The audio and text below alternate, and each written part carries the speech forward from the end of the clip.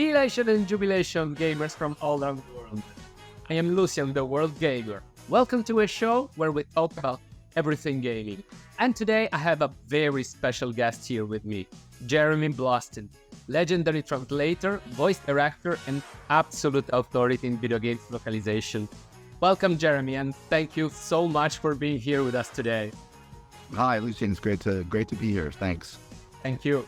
So, guys, he's worked on some of the best and most classic video games ever. If you love games from the 90s and the 2000s, you probably experienced his work. His curriculum is super stellar, with games ranging from Metal Gear Solid to the Silent Hill series, but also Shenmue and classic RPGs like Suikoden 2, Valkyrie Profile, Bundle Hearts, Shadow Hearts. So I mean, guys, he's the one who came up with the name codec for Metal Gear Solid 1 in the now iconic phrase, "What is a man?" from Castlevania Symphony of the Night. So just wow. I mean, the more I think about it, the more it just blows my mind. And that's not even mentioning your role as a voice director and your work on localizing and translating the anime adaptation of a little series you guys might have heard of called POKéMON. So Jeremy, you had a hand in everything I love.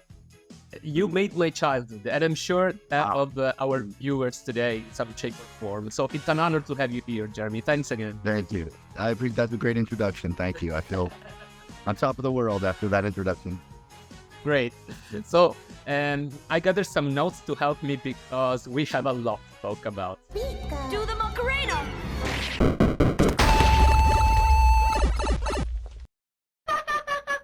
Hey, how you doing?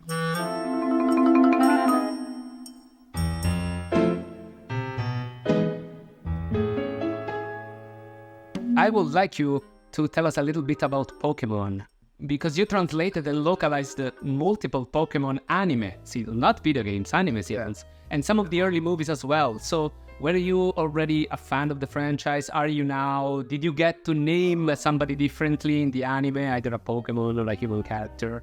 How much of you is in there? Not much. And I'll tell you why. In order to do the automatic dialogue replacement to match the lip flap of the characters, you really need to make changes when you're in the booth, and you have to say a line that matches it. When I'm translating it, I can't be that precise because I'm not seeing the video.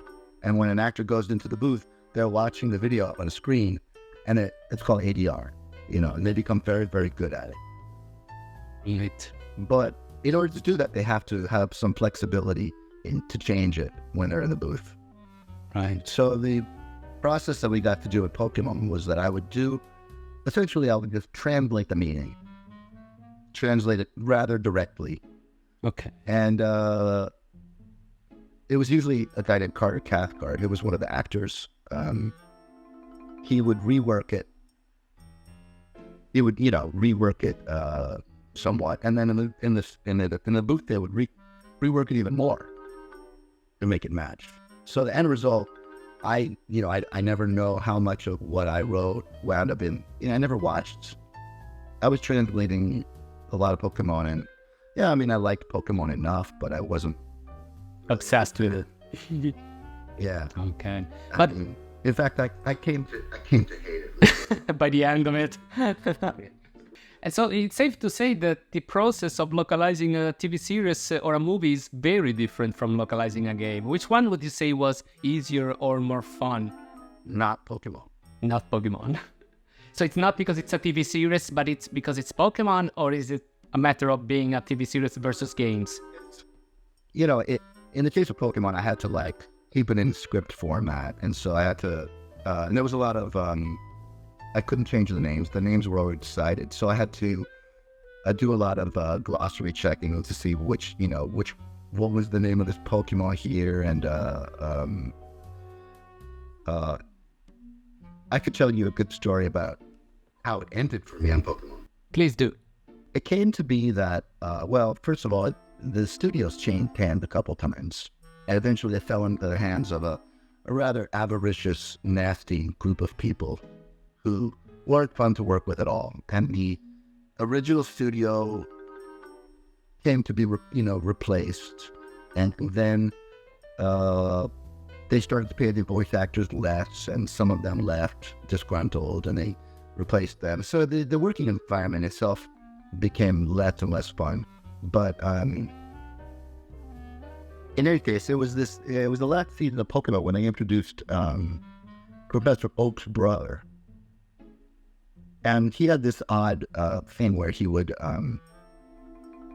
his face would transform into a Pokemon face, and he would make a pun based upon the name of the Pokemon that he was doing an imitation of a Pokemon.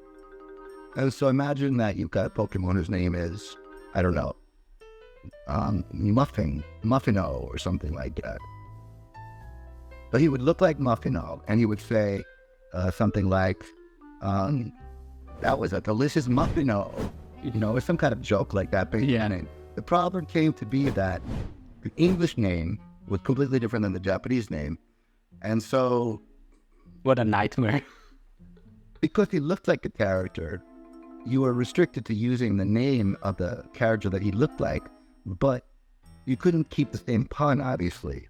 Right.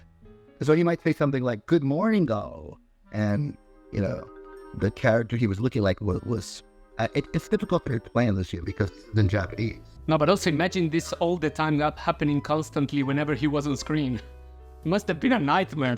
It was impossible to do, really. And I told the Pokemon people, I said, we're going to have a real problem here this season because this character does this, and let's think about some creative solutions together. Yeah, please, kill him off screen soon rather than later, please. And I think there was up with something like, just shut up and translate it. How lovely. Lovely people. Yeah. By that point, I've been doing it for 10 years, so I gave them some kind of a angry reply, and then they said, okay, thanks, you won't be working together anymore. It feels like a nightmare, especially with a character that does it constantly. My God. Oh, wow. Wow. Yeah. Long and short, with regards to the Pokemon movies and the Pokemon anime, I did the rough direct translation. Okay. And that's about it. Would you say it was more enjoyable working on the movies or the TV episodes? No difference? I just translated it at home, direct translation, sent them off. Okay. Yeah, and I believe that the most difficult concept to get across is to the uninitiated sort of people who are new to localization, is that really it's impossible to keep it 100%, because the language is so different that there is a margin of loss. It's just and then it comes to choices. I believe that there is multiple ways of translating and localizing, and not necessarily one is right and one is wrong. At certain point, it comes to the translator, to the localizer, to take ownership of the translation, say, I will go this way, it's my way. Your way is not necessarily wrong, it's a different style, I think the worst mistake that you can make is try to play it too safe. Okay. It doesn't sound natural this way. It's the risk of sounding not natural is so high, I believe, in that case. Yeah, it's not just the... Of course, yeah, what you say is true. You want it to sound natural, but when you're translating something, especially from a really foreign language like Japanese, there's often some ambiguity. You're not quite sure. Maybe sometimes you're not quite sure what's going on, or you're not sure how you want to emphasize this or that. And so it's much safer to play it safe. You would keep it bland. And also add on to that the fact that a translator working as a freelancer for a company may be criticized by taking a risk. This word isn't in there. Why did you add this word? And then you have to stand for it. You have to either stand up or change it. And so it's going to take your time. Maybe you won't get another job from them. So a new translator is often what they do is they kind of play it safe. And what you wind up with is a very beige, bland translation that has no flavor. Yeah. And the translation is always out of loss. We try to lose as little as possible. That's, I guess, what we go for. Yeah. At the end of the day. Yeah. Look, thank you so much. I think it's time to wrap it up. But before we do, one last question. It's not really a question. more of a space for you to say anything you wish to our viewers, your fans who followed your work over the years. So what would you say? Wow, first of all, I'd say thank you. I can't believe I have fans. I would say that I really loved, translating all these games, and nothing makes me happier than the thought that I inspired people or I made their days a little bit better. It's awesome. It's absolutely awesome, and I feel really privileged to have had this career and this opportunity. And that's about it. Thank you, everybody, for all your support. And that's about it. Awesome. Well, guys, I'd say we can now let Jeremy go. We've kept him here for long enough. And you've been very patient. You've answered so many questions today, and I truly, truly appreciate your honesty about the topics we've been discussing.